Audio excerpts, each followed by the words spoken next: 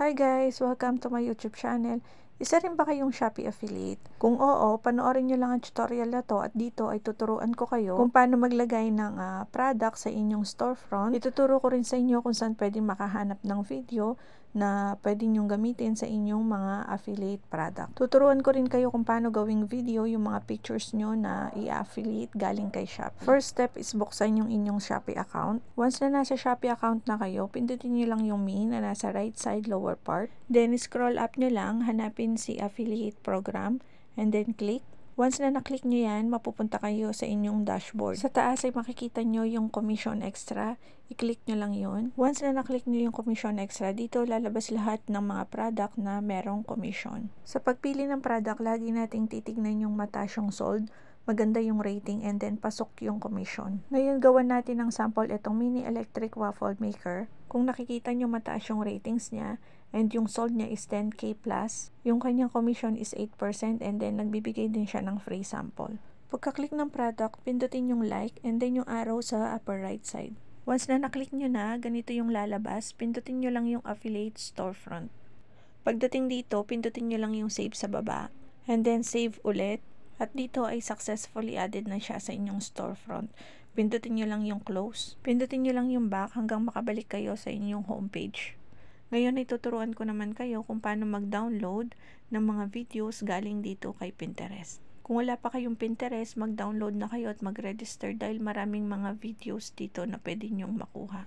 Ngayon punta lang kayo sa search bar at i-type nyo yung waffle maker. Dito ay maraming waffle maker and hahanapin nyo lang yung katulad nung sinave nyo kanina. Bali, ito na yung waffle maker na nakita natin. Pindutin nyo lang yung tatlong dot.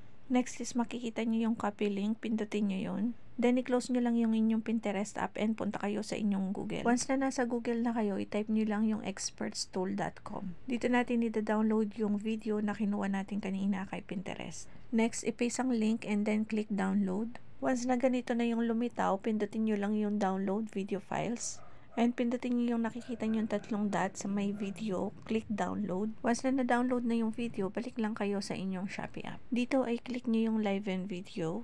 Then i-click nyo yung korting tao sa upper left side. Next step is pindutin ang post video. Pindutin nyo yung library and then kunin nyo yung video na dinownload natin kanina. Once na na-add nyo na yung video, pindutin nyo lang yung next. Pagka pindot nyo ng next, ganito na yung lalabas. Dito ay pwede nyo nang lagyan ng music yung product or pwede rin kayong mag-voice over. Dito ay pwede rin kayong mag-add ng mga decorations, mga stickers, and mga text.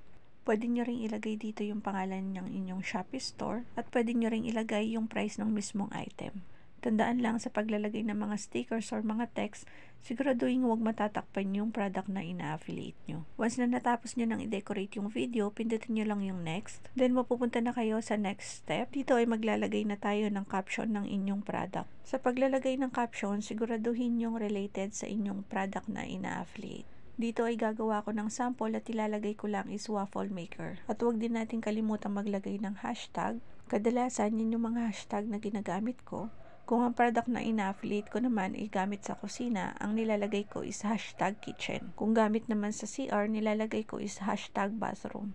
At hindi nawawala yung mga hashtag best finds and Shopee finds. Pagkatapos natin maglagay ng caption, pindutin ng tap to add product. Next is pindutin yung my likes. Dito ay makikita natin yung waffle maker na in-add natin kanina. Pindutin nyo lang yung add sa product. Then, i-click nyo lang yung done sa baba. Dito ay makikita nyo naka-add na siya sa add product. Next, pipili kayo dito kung gusto nyong i-save sa device and kung gusto nyo ring automatically share to Facebook. If nakapag-decide na kayo kung isa-save nyo to sa device at automatically share to Facebook, pindutin nyo lang yung post. Pagka-pindot ng post, hintayin lang nating ma-upload yung ginawa nyong video. Next step is pindutin nyo ulit yung korting tao at tignan natin kung successful nga ba yung ginawa natin. And yes, congrats! Posted na yung ginawa nating video. Maayos ang pagkakagawa, visible din yung link, kaya lang medyo bumaba lang yung araw. Next time, taas-taasan natin ng konti. Ngayon, kung wala naman kayong video, tuturuan ko kayo kung paano gumawa ng video gamit yung mga pictures. Punta lang kayo ulit sa inyong Shopee app, then hanapin nyo yung same product na ginawa nyo ng video kanina. Once na nasa same product na kayo, pindutin nyo lang yung arrow sa upper right side. Then, pindutin nyo lang yung download all image. Once na na-download na, pindutin nyo yung live and video and then yung korteng tao sa taas. Dito ay pipindutin nyo ulit yung post video and pindutin yung template. Dito ay pipili kayo ng template na gusto nyong gamitin and makikita nyo rin dito kung ilang pictures yung allowed na ilagay. Dahil more than 12 naman yung pictures na na-save natin, itong all about you templates yung gagamitin natin na pwedeng maglagay hanggang 16 na pictures. Dito ay pipindutin lang natin yung use, then pipiliin na natin yung mga pictures na kailangan nating ilagay. After nating mapili lahat, pindutin lang natin yung next. Dito ay pipili rin tayo ng music or magvo-voice over. Maglalagay din tayo ng mga text, decorations, or stickers tulad nung ginawa natin kanina. Pagkatapos ay pindutin ng next. Same process, maglagay ng caption, ng hashtag, then tap to add product. At kung gusto nyo ulit i-save to device or automatically shared to Facebook. Once na natapos ng process, pindutin ulit yung post. Then same step, pindutin yung korteng tao sa taas. Tingnan natin kung successful ulit yung ginawa natin. And congrats, posted na yung ginawa natin. And tingnan nyo naman yung una nating video, may views na siya. At ito naman yung itsura ng pangalawang ginawa natin. Nakagawa tayo ng video gamit yung mga pictures ng product. At ito naman yung mga product na ina-affiliate ko na nagawan ko na ng video. Hanggang dito na muna guys. Sana makatulong sa inyo yung tutorial na ginawa natin.